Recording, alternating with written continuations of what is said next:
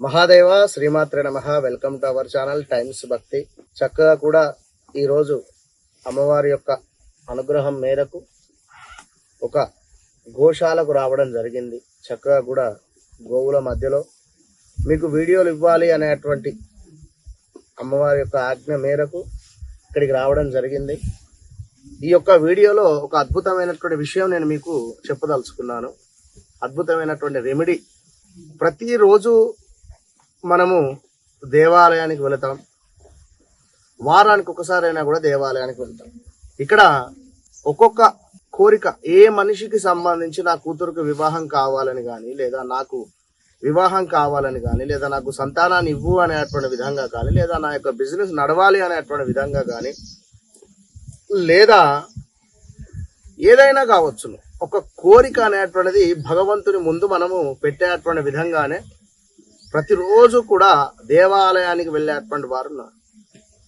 So ఎంతమంది అయితే కృతజ్ఞతాభావముతో ఆ యొక్క భగవంతుని ముందు నిలబడుతున్నారు అంటే, ఎవరైతే నాకు ఇచ్చినటువంటి యొక్క జీవితంతో నేను చాలా సంతోషంగా ఉంటున్నాను, సో నా జీవితము నేను ఏదైతే కర్మను చేసుకుంటున్నానో ఆ కర్మ వల్ల వచ్చినటువంటి ప్రతిఫలంతో నేను చాలా సంతోషంగా ఉన్నాను, థ్యాంక్ యూ, దీనికి నేను కృతజ్ఞతను, దీనికి నా యొక్క కృతజ్ఞతలు అనేటువంటి విధంగా ఆ భగవంతునికి నమస్కరించుకొని పోయేటువంటి వారు ఎంతమంది.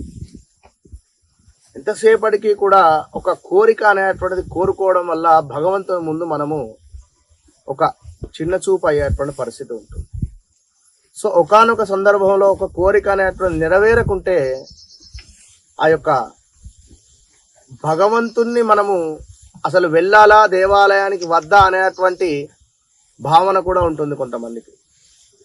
కనుక తప్పకుండా ఎవరైనా కూడా ఈ కోరికలు అనేటువంటిది కాకుండా, మీరిచ్చినటువంటి ఈ నా జీవితంలో నాకు గడిచేటువంటి ప్రతిరోజు కూడా చాలా అంటే చాలా సంతోషంగా గడుస్తూ ఉంది భగవంతుడా, చాలా సంతోషము.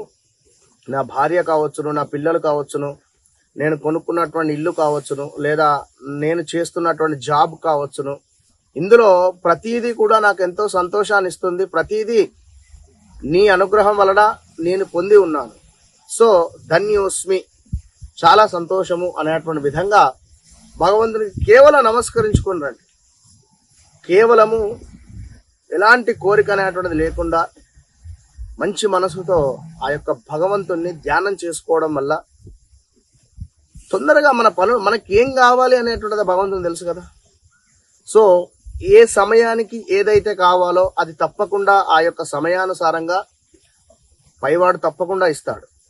ఇవాళ మనకు ఎవడో వెన్నుపోటు పొడిచాడు, ఓపిక పట్టాలి, చాలా ఓపిక పట్టాలి.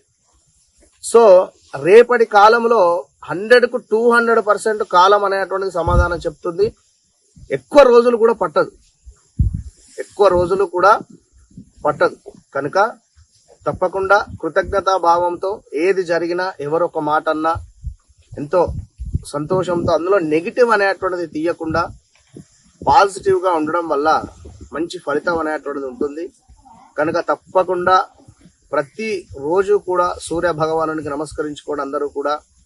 దాని తర్వాత ఇంట్లో 7 గుర్రాలు పరిగెత్తే అటువంటి స్టిక్కర్ను, ఆ యొక్క వాల్ పోస్టర్ను పెట్టుకోవడం వల్ల కానీ, 2 ప్యారెట్ అంటే పికాకులు అంటే 2 ఈ యొక్క రామచిలుక కావచ్చును, లేదా ఈ యొక్క నెమలి కావచ్చును, 2 ఉండేటువంటివి ఆ పిక్ అయినా కూడా మీ యొక్క ఇంట్లో నార్త్లో ఉండేటువంటి గోడకు పెట్టుకోవడం వల్ల అద్భుతమైనటువంటి పాజిటివిటీ అనేటువంటిది ఇంట్లో ఉంటుంది.